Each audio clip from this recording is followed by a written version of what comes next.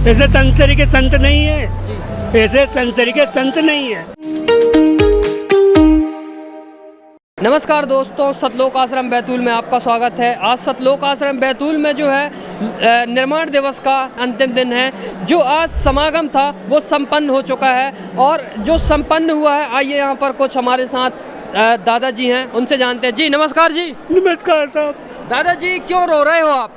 हमारी मिसेज बहुत अधिक भयंकर बीमार थी। जी रामपाल जी में जिस चीज से जुड़ा है जी उस वक्त हमारी खुशहाली इतनी भयंकर हो गई जिसको जी और हम लोग भी हम ये चाहते हैं कि रामपाल जी से बढ़ के कोई संत नहीं है। जी क्यों रो रहे हो? आपकी पत्नी को क्या हो गया था? लकवे की बीमारी आ गई थी, जी तो लकवे में अधिक से अधिक फायदा हुआ जी और जो हमारे और अन्य देवता की हम सेवा करते थे उनको सब कुछ छोड़ दिया हमने। कितने साल तक आपने कौन सी भक्ति की है? प्रभात फेरी में जाते थे हम लोग, अच्छा सत्संग में बैठते थे हम लोग। जी राम के प्रभात फेरी में कौन सी क्या करते थे? कैसा कैसा गाते थे, क्या करते थे? सुबह से मतलब हम लोग निकलते जी तो 2.5-3 घंटे पूरे गांव के भ्रमण करते।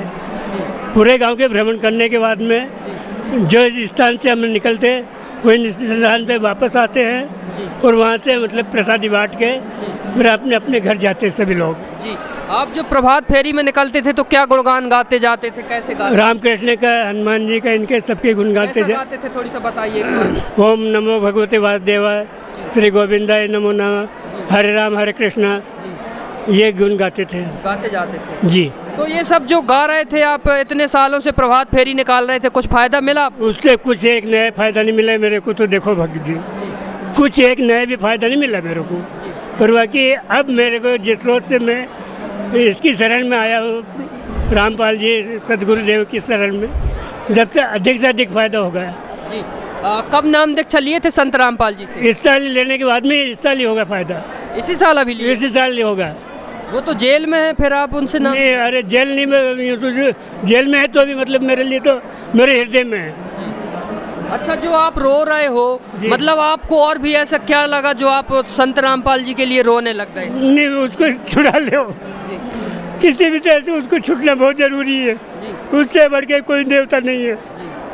हमने तो सुना है लोग संत रामपाल जी के अनुयायी कहते हैं वो भगवान है, तो फिर उनको कौन छुड़ाएगा? वो तो खुद ही आ जाएंगे। बिल्कुल उनको छोड़ो, मतलब हम खुद उनकी जगह पे हम खुद जेल में जाने की तैयारी है, पर बाकी उनको बिल्कुल। जेल में बैठे हैं और इतने लोगों की भलाई कर रहे हैं। बहुत अधिक से अधिक। अरे ऐसे संतरी के संत नहीं है, ऐसे संतरी के संत नहीं है।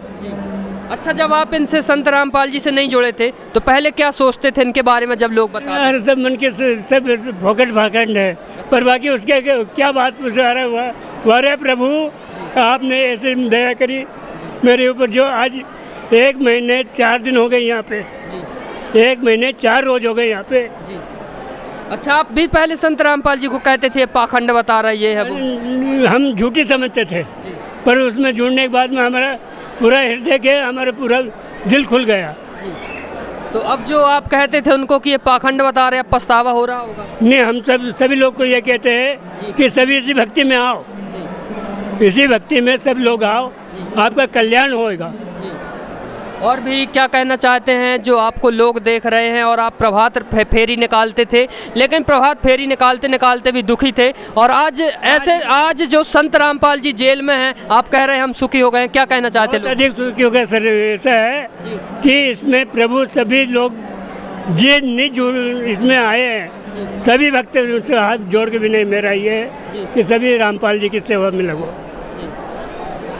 लाभ मिलेंगे उनको भी दुखी हैं तो? सभी के दुख लाभ, सभा दुख कट जाएगा उनका। जी। और भी जो आपके जैसे प्रभात फेरी निकालते हैं, क्या कहना चाहते हैं? पर उनको मैं यही कहता हूँ कि आप प्रभु उनकी शरण में आओ, उनकी शरण में आओ, क्योंकि उसके सिवाय कोई गति नहीं, उसके सिवाय कोई गति नहीं है कि गुजरात।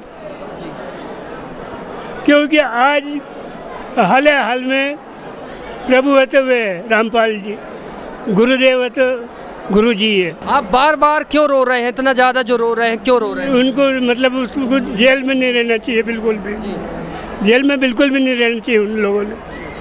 अरे आज मान लीजिए जेल में बैठे और कितनी जनता, मतलब कितने भक्त लोग थे यहाँ पे आए हैं, उनको देखते हुए मतलब इतने दुख, सभी लोग को मतलब क्या बात। मतलब अब आप पहचान गए संत रामपाल जी को।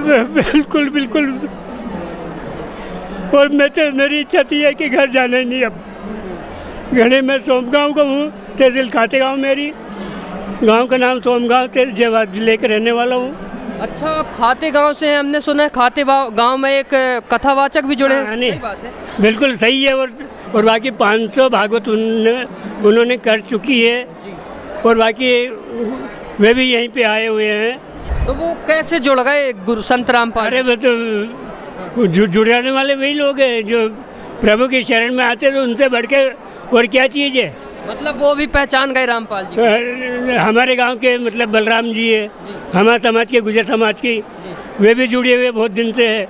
वे भी यहीं पे है। अपने रामचंद्र भगत जी है, वे भी यहीं पे है। सभी लोग मतलब रामसुख जी भगत जी है। मतलब आपके खाते गांव से काफी लोग संत रामपाल जी से लोग जुड़े हैं, कम से कम हो गए। खाते गांव संभाग से बहुत लोग जुड़े हुए हैं। और भी जो आपको देख रहे हैं, क्या कहना चाहते हैं? कि सभी से ये कहता हूँ कि प्रभु की शरण में सभी लोग आओ, और बहुत अच्छी उत्तम काम है, उससे बढ़ के कोई नहीं है। धन्यवाद। सच्चा है।